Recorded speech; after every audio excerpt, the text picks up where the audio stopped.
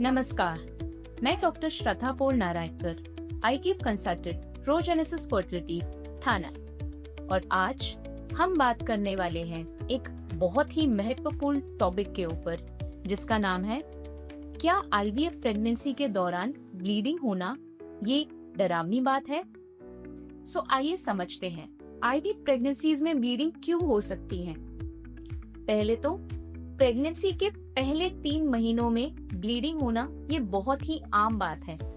IVF pregnancies में भी bleeding हो सकती है, लेकिन ब्लीडिंग होना मतलब कोई खतरे की घंटी है ही ऐसे नहीं है। काफी सारी ऐसे कंडीशंस हैं जिसमें ब्लीडिंग एकदम हार्मलेस भी हो सकती है।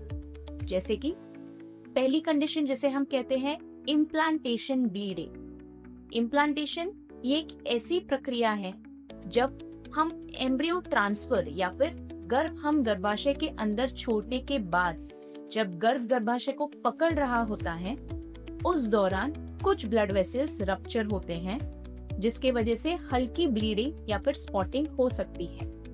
ये एकदम आम चीज है, इसके लिए हमें डरना बिल्कुल नहीं है। दूसरा कारण हो सकता है हार्मोनल चेंजेस की वजह से, क्योंकि आईवीएफ प्रेगनेंसीज में हम कभी कभी इन हार्मोन की मात्रा हमारी शरीर में कम हो सकते हैं। बहुत इम्पोर्टेंट हार्मोन कौन सा है? प्रोजेस्टेरॉन।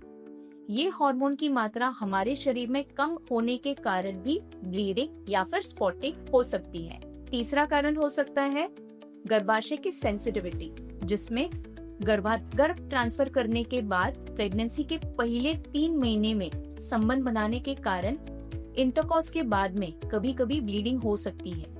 इस ब्लीडिंग के लिए भी ज्यादा डरना नहीं है। इन कारणों की वजह से होने वाली ब्लीडिंग को जनरली हमें डरने की जरूरत नहीं है, बट कभी कभी ब्लीडिंग ये एक खतरे की घंटी हो सकती है। किस प्रकार के खतरे हो सकते हैं? पहला, होने वाला मिसकैरेज, जिसे थ्रेटेंड मिसकैरेज कहते हैं।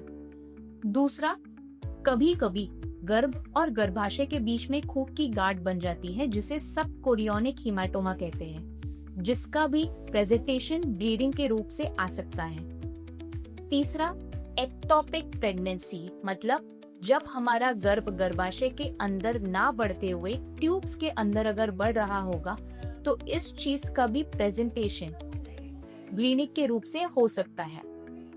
चौथा कारक हो सकता है अगेन हार्मोनल इम्बैलेंस, जो मैंने पहले बताया, उसकी मात्रा अगर शरीर में कम हो रही होगी तभी भी ब्लीडिंग हो सकती है। ब्लीडिंग किसी भी तरह की हो, हर एक टाइप के ब्लीडिंग को आपको डॉक्टर को रिपोर्ट करना है, आपकी डॉक्टर से सलाह लेनी है। ब्लीडिंग होने पर क्या करें? अगर आपको किसी भी प्रकार का ब्राउन कलर का डिस्चार्ज, रेड कलर का स्पॉटिंग या फिर हल्की सी भी ब्लीडिंग महसूस हो रही होगी, तो हमें क्या करना चाहिए? पहले, शांत रहें, किसी भी प्रकार का स्ट्रेस ना लें। दूसरा, बहुत भागदौड़ ना करें। तीसरा, अपने डॉक्टर से इमीडिएटली कंसल्ट करें, उनसे आपकी ब्लीडिंग के बारे में इन्फॉर्म करें। वो आपका पहले तो कुछ ब्लड टेस्ट कर सकते हैं, जिसे बीटा एचसीजी का तपास कहा जाता है। वो आपका अल्ट्रासाउंड कर सकते हैं, मतलब सोनोग्राफी करके चेक कर सकते हैं कि प्रेगनेंसी कैसे प्रोग्रेस हो रही है, बच्चे को तो कोई तकलीफ नहीं है ना।